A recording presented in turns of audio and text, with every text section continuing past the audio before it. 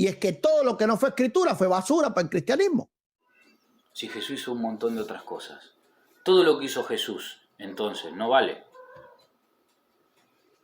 Por eso el pastor agarra y dice que todo lo que hizo Jesús, que no está escrito, fue tenido como una porquería.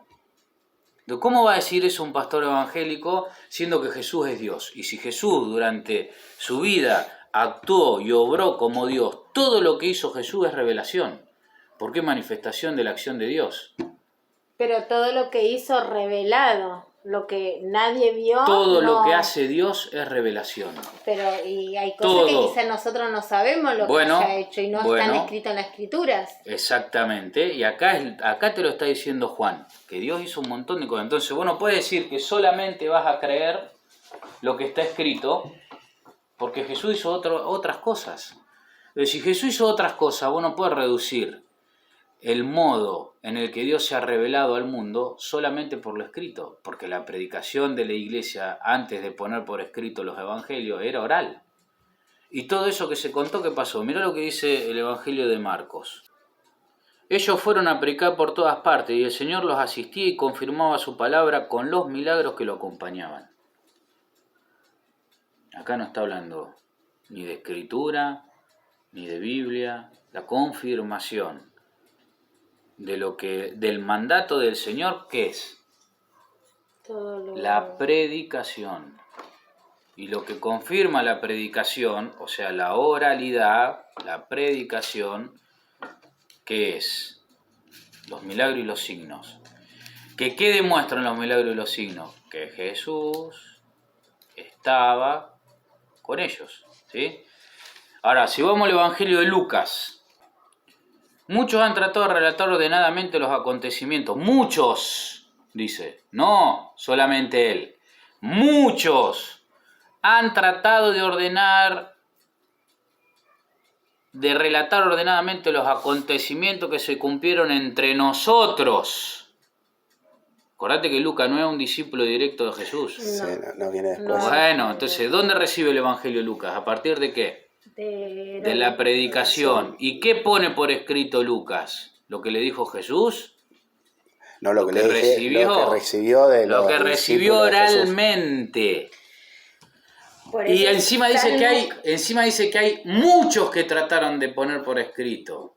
No pudieron. No solamente ellos.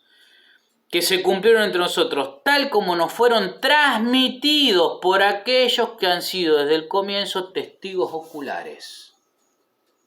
Oculares.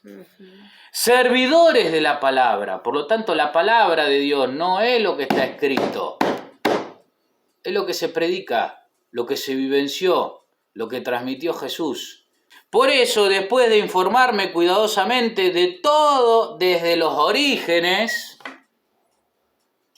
investigando, hablando con uno, hablando con otro, yo también he decidido escribir para ti, ilustre Teófilo, un relato ordenado a fin de que conozcas bien la solidez de la enseñanza que has recibido. O sea, está escribiéndole a alguien que ya recibió la predicación.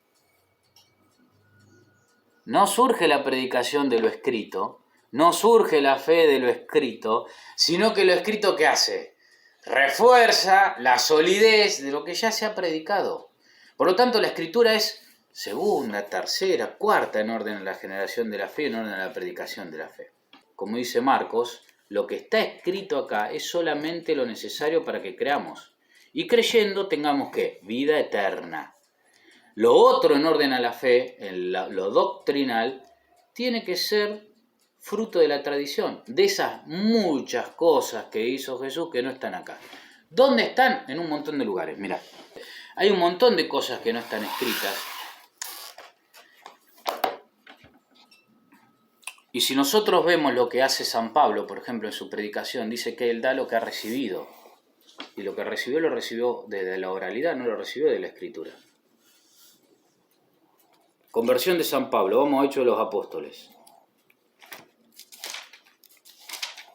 Hechos de los Apóstoles, capítulo 9. Vivía entonces en Damasco un discípulo llamado Ananías. Y ahí vemos que el Señor se le presenta a Ananías y le dice, anda que va a haber una persona que está ciega que te está esperando. Oye, pero ese nos persigue. Anda que es un enviado mío, es un elegido. Le dice, anda y bautizalo.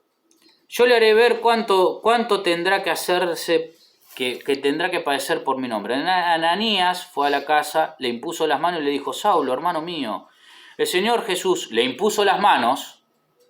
No es que San Pablo se largó a predicar solo por una revelación, no. Tiene una revelación que era ciego. El Señor se le presenta a Ananías y un discípulo del que era Ananías le impone las manos. Y le dice, Saulo, hermano mío, el Señor Jesús, el mismo que te apareció en el camino, me envió a ti para que recobres la vista y quedes llenos del Espíritu Santo. En ese momento cayeron los ojos, una especie de escamas, recobró la vista, se levantó y fue bautizado. Antes de evangelizar, Pablo, ¿qué hace? El Señor, ¿qué hace? Le manda a un discípulo, a Pablo, para que le imponga las manos, que es el signo de la ordenación sacerdotal. Hoy en día vos ves una ordenación sacerdotal, el obispo impone las manos. Imposición de manos, bautismo, y mirá lo que dice más abajo. Saulo permaneció algunos días con los discípulos que vivían en Damasco, y luego comenzó a predicar en las sinagogas de Jesucristo. Permaneció unos días con los discípulos, aprendiendo. Ahí Pablo recibe el Evangelio, la revelación de boca de los propios discípulos. Es mentira, como dicen algunos pastores en algunos debates, en algunas prédicas, de que Pablo por sola revelación salió a evangelizar por fuera de la estructura. El mismo Dios le manda un discípulo para que le imponga las manos, para que lo bautice y para que le cuente el Evangelio. Y después sale a predicar. Y una vez que predica, llega a Jerusalén. Cuando llegó a Jerusalén trató de unirse a los discípulos, pero todos le tenían desconfianza, porque no creían en él. Pero ¿cuál es la actitud de Pablo? Ir a hablar con ¿quiénes? Con los discípulos. Ir a juntarse con los discípulos. Bueno, entonces los 12 convocaron a todos los discípulos y dijeron, no es justo que descuidemos el ministerio de la palabra de Dios. ¿Qué palabra de Dios si no estaba escrita? No. Es la predicación, es lo que recibieron de Dios, lo que recibieron de Jesús. Es preferible, hermano, que busquemos entre ustedes a 7 hombres de buena fama, llenos del Espíritu Santo y de sabiduría, y nosotros les encarguemos esa tarea. No se autojudica a nadie, ni se autoproclama a nadie. Son los discípulos los que dicen quiénes se van a encargar de eso. De esta manera podremos dedicarnos a la oración, al ministerio de la palabra. No estaba escrita todavía la palabra. La asamblea aprobó la propuesta y eligieron a Esteban, hombre lleno de fe y del Espíritu Santo, a Felipe, a Procro, bueno, acá nombra a todos. Los presentaron a los apóstoles. Estos, después de orar, impusieron las manos. Rezan, imponen las manos, es el rito de ordenación.